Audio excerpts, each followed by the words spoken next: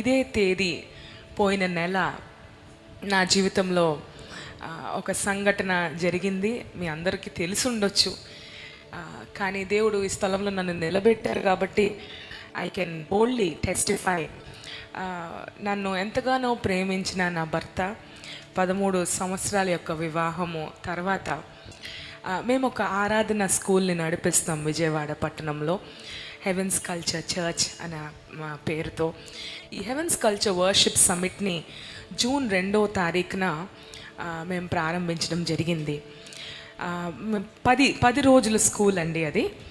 అయితే 10వ రోజుకి సంబంధించి సకలమైన కార్యక్రమాలన్నీ మేము చేసుకుంటూ ఉన్నాము.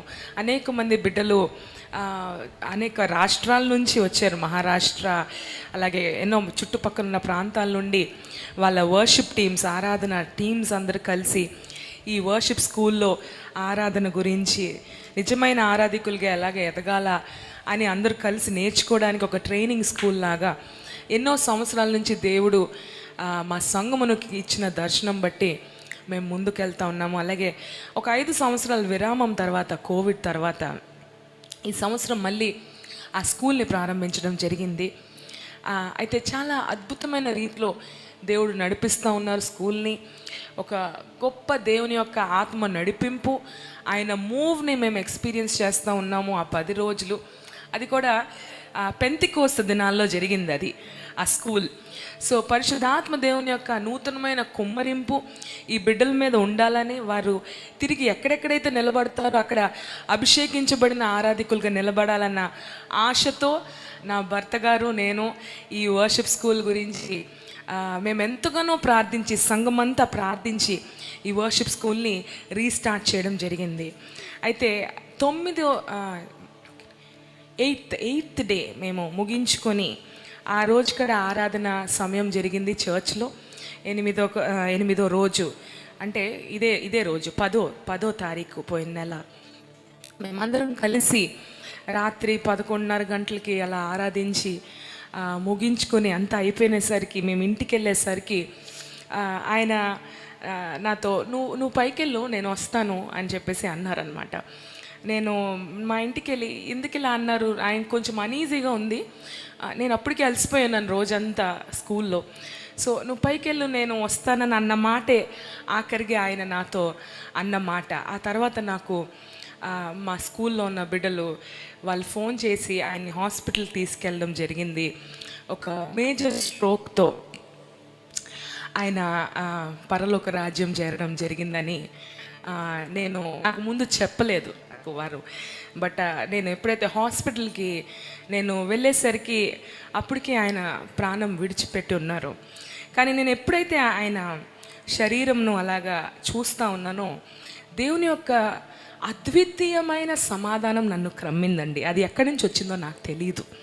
అదే అంటున్నారు కదా, అది మన మూలమైంది కాదు, ఆయన బలాధిక్యము. నిజంగా చెప్పాలంటే నేను చాలా ఎమోషనల్ ఉమెన్ని, చాలా బలహీనురాల్ని, భావోద్వేగం చాలా ఎక్కువ, వెంటనే వస్తుంది కన్నీరు, కానీ వెంటనే విరిగిపోతాను నేను ఇంకెవరికైనా ఏమన్నా అయినా.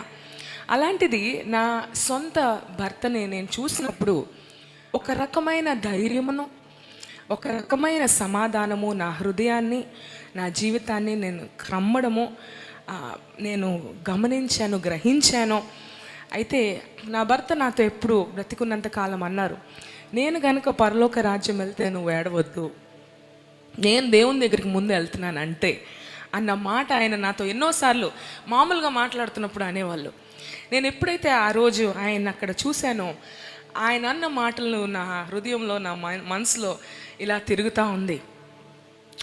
అయితే ఆ తర్వాత జరిగిన విషయం ఏంటంటే, మేము తిరిగి సంఘానికి వెళ్ళి ఆ మృతదేహం ఆయనది అక్కడ తీసుకొని వచ్చారు. అయితే వర్షిప్ స్కూల్లో మేము అంటే ఇంకా అయిపోయింది, ఇది జరిగింది కాబట్టి ఈ వర్షిప్ స్కూల్ ముగించాలి అని చెప్పి నేను అఫీషియల్గా వర్షిప్ సమిట్ ఇక్కడితో అయిపోయింది, మనం ఎవరి గృహాలకు వాళ్ళు వెళ్ళిపోదాము అని చెప్పి నేను నిలబడి కొద్దిసేపు బిడ్డల్ని ఆదరించడానికి, ఎందుకంటే వారి హృదయాలు కూడా చెదిరిపోయి ఉంటాయి ఈ పరిస్థితి. అరే ఇలా వచ్చాము, ఇట్లా జరిగింది, మన సేవకుడికి ఇలా అయింది అనే అందరి హృదయాలు కలవరంతో ఉంటుంది. కాబట్టి నేను నిలబడి సంఘం ఎదుట అలాగే ఈ బిడ్డల ఎదుట కొద్ది నిమిషాలు ఆరాధించి వాళ్ళని ఆదరించడానికి దేవుడు నిలబెట్టినప్పుడు సాక్ష్యమును పంచుకొని కిందకు వచ్చేసరికి నాతో అన్నారు, అక్క మేము ఎక్కడికి వెళ్ళము. శామ్ అన్న, మా హస్బెండ్ పేరు శామ్, పాస్టర్ శామ్ అన్న 12వ తారీఖు వరకు స్కూల్ అనుకున్నారు కదా, ఈ 2 రోజులు కూడా మేము మీతో ఉండి కలిసి దేవుణ్ణి ఆరాధించి అప్పుడు మా గృహాలకు వెళ్తామని ఎవరు విడిచిపెట్టి వెళ్ళలేదు క్యాంపస్ని. దేవునికి మహిమ కలుగును గాక. ఆ నెక్స్ట్ 2 దినాలు జరిగిన కార్యము నేను నా మనుషుల మాటలతో నేను చెప్పలేను. పాస్టర్ శామ్ వాళ్ళ అక్క వాళ్ళు న్యూజిలాండ్లో ఉండడం జరిగింది. వాళ్ళు రావడానికి ఆలస్యమైంది కాబట్టి ఆ 2 days ఆయన్ని మేము బరీ చేయలేకపోయాం. ఆయన మార్చురీలో ఉన్నారు. ఆ 2 రోజులు ఆయన మార్చురీలో ఉన్నప్పుడు ఎడతెగక ఆరాధన జరుగుతూ ఉంది. హల్లెలూయ. దేవుని నామానికి మహిమ కలుగును గాక. ఎలాగైతే దేవుడు పాస్టర్ శామ్ కోరుకున్నారో ఆ 2 రోజులు కూడా ఆరాధన ఆగకుండా, దేవుని వాక్య పరిచర్య ఆగకుండా 12వ తారీఖు ఏదైతే స్కూల్ డేట్ మేము అనుకున్నామో ఆ 12వ తారీఖు ముగించుకొని 13వ తారీఖు ఆయన యొక్క బరియల్ చాలా ఘనంగా దేవుడు జరిగించారు. హల్లెలూయ. అది నేను ఎందుకు ఈ మాటలు నేను చెప్పగలిగినంటే, విరిగిన జీవితాల నుండి ఎక్కువ సువాసన వస్తుంది. హల్లెలూయ. విరిగిన జీవితాల నుండి ఆయన మహిమ ఎక్కువగా వెల్లడించబడుతుంది. అది వాక్యం చెప్తుంది. మీకు ఎంతమందికి తెలుసో, ఒక స్త్రీ తన జీవితం అంతా కూర్చుకొని సంవత్సరం అంతా కూర్చుకున్న ఒక డబ్బులతో ఒక అట్ట జతామాంసి అత్తరు తీసుకొని ఆ అత్తరు సీసా తీసుకొచ్చి యేసు పాదాల దగ్గర ఒక్క క్షణం కూడా ఆలోచించకుండా విరక్కొట్టి అక్కడ కన్నీటితో ఆయన పాదములు తుడుస్తూ యేసుని ఆరాధిస్తుందంట. హల్లెలూయ. ఆరాధన అంటే ఇందాక సేవకుడు కూడా చెప్తా ఉన్నారు, ఆరాధన అంటే కేవలం 2 పాటలు పాడి మనం వెళ్ళిపోవచ్చు, లేదా మన జీవితాలే ఆయనకి ఆరాధనగా మార్చుకోవచ్చు. హల్లెలూయ. విరిగిన మనం ఎన్నో పరిస్థితుల్లో అందరు ఇరుకు శ్రమల మార్గంలో వెళ్ళిన వారమే. నాదొక సాక్ష్యం అయితే మీదొక సాక్ష్యం ఉంటుంది ఖచ్చితంగా. ఒక్కొక్కరి జీవితంలో ఒక విరిగిపోయిన పరిస్థితి ఉంటుంది, నలిగిన శ్రమలు పడిన. హల్లెలూయ. కానీ అపాయము ఉన్ననో ఉపాయము లేని వారమో కాము. హల్లెలూయ. పడద్రోయబడినను మనము నశించు వారము కాము. హల్లెలూయ. ఇది మన అందరి సాక్ష్యమై ఉండను గాక సంగమా. దేవుని ప్రియ సంగమా, దేవుని వధువుగా మనం కట్టబడుచుండగా ప్రతి ఇరుకులోనూ శ్రమలలోనూ మన నుండి శ్రేష్టమైన ఆరాధన వచ్చునుగాక. హల్లెలూయ. ప్రతి విరిగిపోయిన పరిస్థితుల నుండి ఇంకా శ్రేష్టమైన సువాసన కలిగిన పాత్రలుగా దేవుడు మనల్ని తీర్చిదిద్దునుగాక. సరిచేస్తూ తీర్చిదిద్దుతూ, హల్లెలూయ, ఆయన పోలికలోనికి మనల్ని మార్చుతున్నారు ఆయన సంఘముగా. ఆమెన్. ఆయన వధువుగా ఆయనలాగా మనం కనబడాలి. హల్లెలూయ. ఆయన మన పెళ్లి కుమారుడు, మన కొరకు తిరిగి రానయ్యి ఉంటున్న రాజు.